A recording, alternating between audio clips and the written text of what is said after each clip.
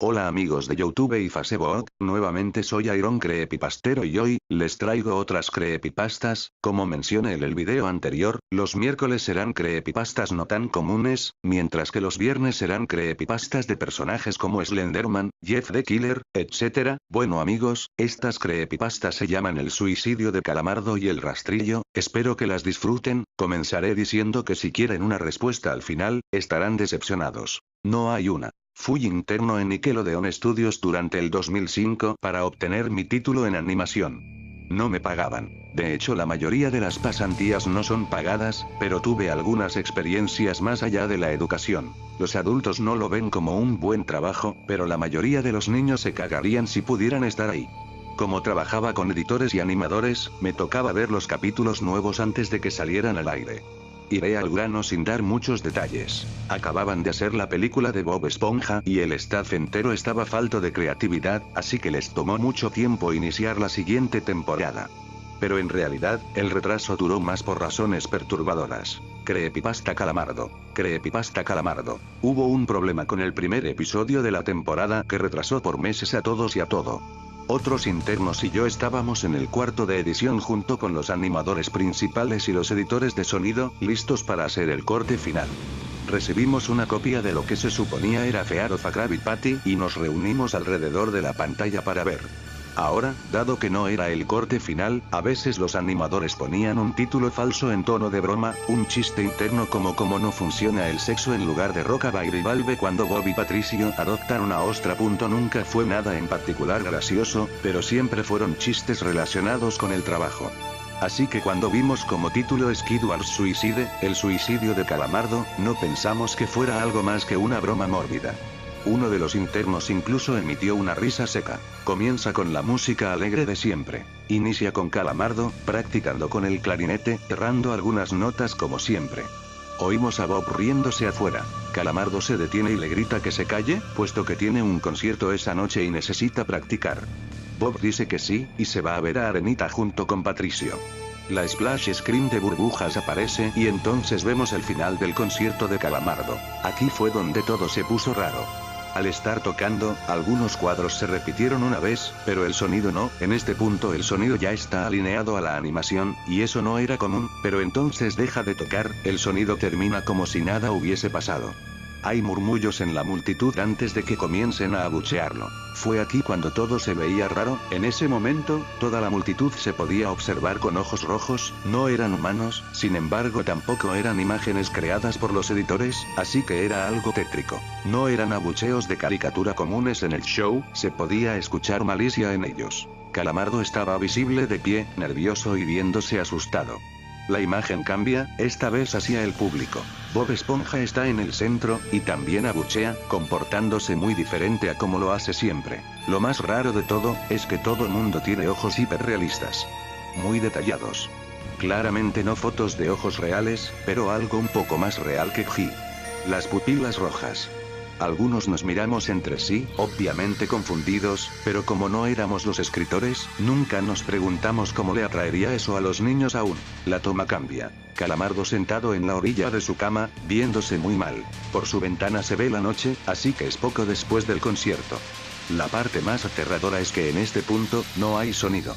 Literalmente. Ni siquiera el sonido de los speakers en la habitación.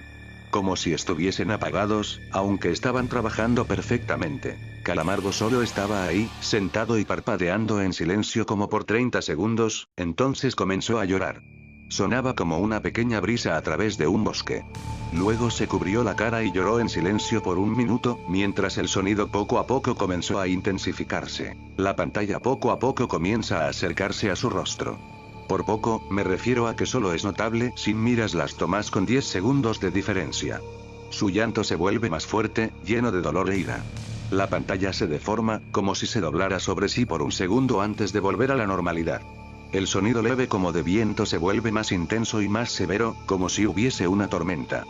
La parte tétrica es que este sonido y el llanto de Calamardo suena demasiado real, como si el sonido no viniera de los speakers, como si estos fueran agujeros y el sonido viniese de otro lado. Aun si el estudio tiene un buen equipo de sonido, no tienen el equipo necesario para producir sonido de esta calidad. Bajo el sonido del viento y el llanto, algo comenzó a sonar, una especie de risa en intervalos raros y nunca durando más de un segundo para que no pudieras oírlo con facilidad. Vimos esto 2 veces, así que perdónenme si las cosas suenan muy específicas, pero he tenido tiempo para razonar sobre ellas. Luego de 30 segundos de esto, la pantalla se puso borrosa, se torció violentamente y algo parpadeó rápidamente sobre la pantalla, como si faltara un cuadro de animación. El editor principal de animación puso pausa y regresó cuadro por cuadro. Vimos algo horrible. Era la foto de un niño muerto, de no más de 6 años de edad. Su cara estaba deformada y ensangrentada, un ojo colgando sobre su rostro. Estaba en ropa interior, con el estómago abierto y las entrañas yaciendo a su lado. Estaba tirado en una especie de pavimento, probablemente algún camino. La parte más aterradora era que se podía ver la sombra del fotógrafo. No había cinta del crimen, no había evidencias o marcas, y el ángulo estaba completamente erróneo para ser parte de evidencia de un crimen. Parecía como si el fotógrafo fuese el culpable de la muerte del niño. Estábamos mortificados por supuesto, pero seguimos, esperando que fuera una broma torcida y enferma. La pantalla regresó de nuevo a Calamardo, aún llorando más fuerte que antes, y con la mitad del cuerpo en la toma. Ahora, había sangre corriendo por su rostro, saliendo de sus ojos, los cuales estaban dibujados de forma hiperrealista, como si al tocarlos, pudieses mancharte de sangre. El viento ahora sonaba como un huracán a través de un bosque, incluso con sonidos de ramas rompiéndose. La risa, un barítono profundo, ahora duraba más y era más frecuente. Tras 20 segundos, la pantalla volvió a deformarse para mostrar una foto de un solo cuadro. El editor dudó en repetirla, pero sabíamos que debía hacerse. Ahora, la fotografía era de una niña pequeña, no mayor que el niño de la primera.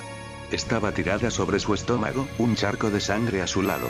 Su ojo izquierdo también había sido extraído, y estaba en ropa interior. Sus entrañas estaban en su espalda, saliendo de un corte.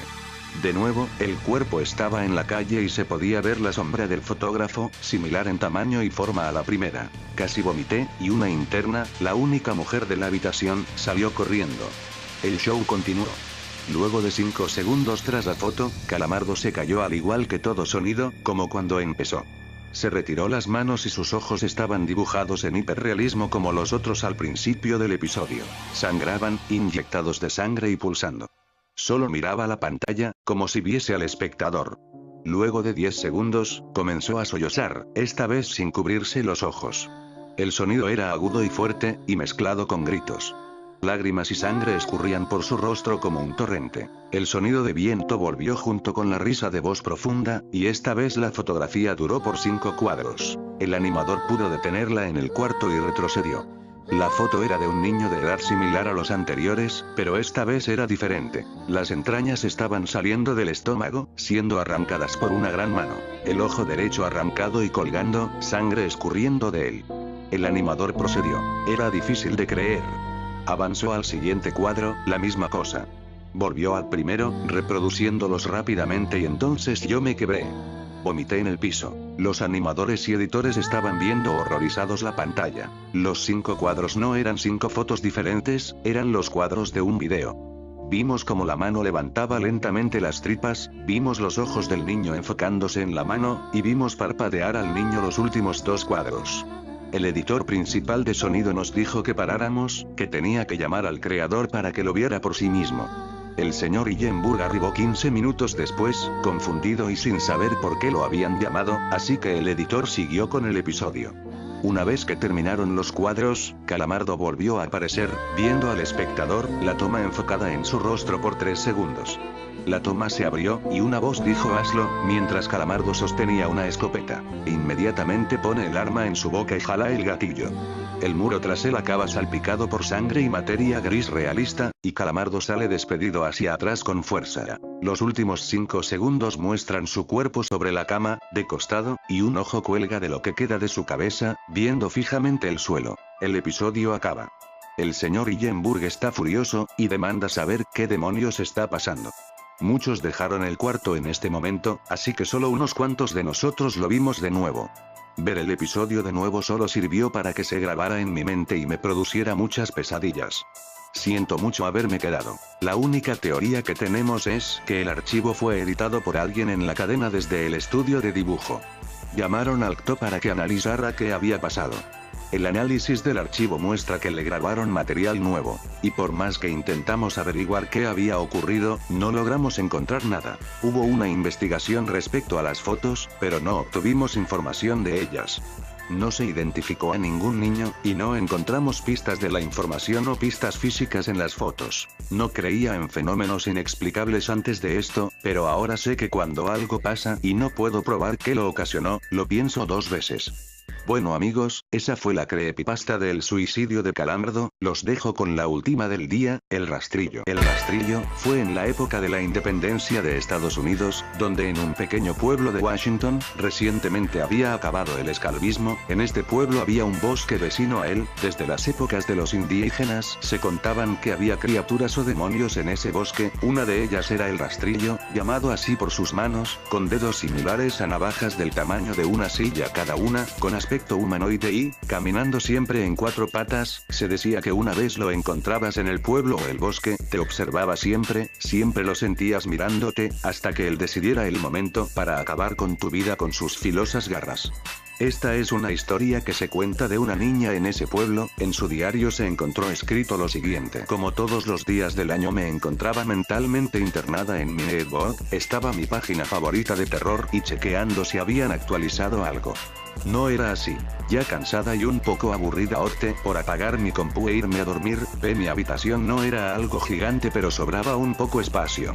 En ella había 2 puertas, una para ir al pasillo y otra para entrar al cuarto de baño. Mi mamá dormía en la habitación de al lado, sola porque mi padre se murió y desde ese día alberga un profundo rencor hacia la vida. Fui a ver si se encontraba bien. Ella suele tener ideas suicidas pero no es el tema. Entré lentamente a la recámara y ella estaba acostada, plácidamente durmiendo y tapada hasta la cabeza. No se le veía el rostro, solo logré divisar sus pies. Algo anormales. Pero estaba segura de que era ella. Me acerqué hacia ella, le di un abrazo, un beso y me fui a mi habitación. Estaba plácidamente durmiendo, cuando oí muchos ruidos en el piso de abajo. Yo era muy curiosa así que decidí bajar a indagar qué es lo que ocurría en ese lugar. Llegué, provenían de la cocina al parecer, pero me resultó algo extraño ya que no había nada fuera de su lugar para preocuparme. Regresé a mi habitación corriendo, no entendía por qué. Debo confesar que sentía algo de miedo por los sonidos que escuchaba. Eran como si revolearan cacerolas, golpearan a alguien, llantos desolados y otros que no logré descifrar.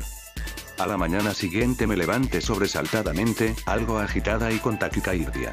Corrí a la habitación de mi madre y ella se encontraba llorando y pronunciando palabras que no olvidaré. Él existe, vendrá por mí, por ti. Sobresalta por sus palabras y algo asustada por los escalofríos que me provocaba la habitación y su mirada le contesté. ¿Quién, mamá? ¿De qué estás hablando? Estoy hablando de DLR. Desperté. Esta vez en verdad desperté. Corrí a la habitación de mi mamá. Ella siempre me reconfortaba cuando me encontraba mal. Lo que vi era algo anormal. Mi madre, colgada del ventilador, con todo el estómago abierto, ninguno de sus órganos se encontraba donde debía estar, todo el lugar enchastrado por su sangre. Su cara se encontraba toda lastimada como si la hubieran rastrillado. Miré hacia todos lados con la esperanza de encontrar algún indicio. Giré hacia mi derecha y ahí se encontraba él, sentado a un lado de la cama de mi madre y majescado, que una especie de humano. En vez de manos tenía cuchillos, al parecer, era muy calvo. Eso creo. Él se volteó y me miró fijamente a los ojos. La oscuridad que poseían los de él me provocó escalofríos por toda la espina dorsal y fue ahí cuando desmayé. En la propia sangre de mi madre. En la situación más terrorífica que nunca había presenciado. Cuando recuperé la noción, habían pasado ya más de 10 horas inconsciente, la noche era muy oscura y había mucho viento fuera de la casa. Recordé lo sucedido en la mañana y me largué a llorar, no sin antes haber bajado a mi madre. Aunque ella estuviera en ese estado, no me dio asco abrazarla. Es más, ese último abrazo me dio las fuerzas necesarias para comenzar una investigación. Luego de varias semanas, aproximadamente 2, busqué en todo tipo de leyendas urbanas, libros, páginas de internet, hasta que al fin encontré lo que tanto buscaba. Su nombre era el rastrillo. Pero antes de que termine de leer, una voz o lo que sea que era porque no era mi idioma y era chirriante. Dijo, hola. He venido por ti o eso creo que entendí. Se me nubló la vista, mi respiración comenzó a disminuir, me encontraba toda ensangrentada cuando me di cuenta. Y ahí estaba él. Mirándome directamente a los ojos cuando unas de sus manos pasó por mi cara, dejándome completamente sin conciencia y llevándome por fin a la muerte. Bueno amigos, estas han sido las creepypastas de hoy, espero les haya gustado. Si es así, por favor suscríbanse a este canal y no olviden seguirme en mis redes sociales. Hasta luego.